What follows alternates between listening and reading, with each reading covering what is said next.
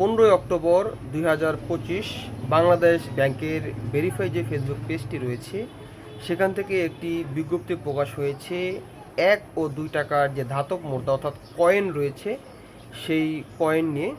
এবং সেখানে বলা হয়েছে যে বিভিন্ন এলাকায় শোনা যাচ্ছে যে অনেকেই ধাতব মুদ্রা ব্যবহারে অনীহা প্রকাশ করছে।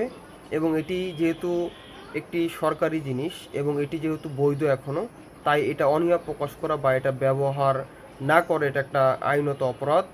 তাই সকলকে অনুরোধ করব যে কয়েন বা ধাতব মুদ্রা অবশ্যই ব্যবহার করবেন। এটি বাংলাদেশের একটি বৈধ মুদ্রা।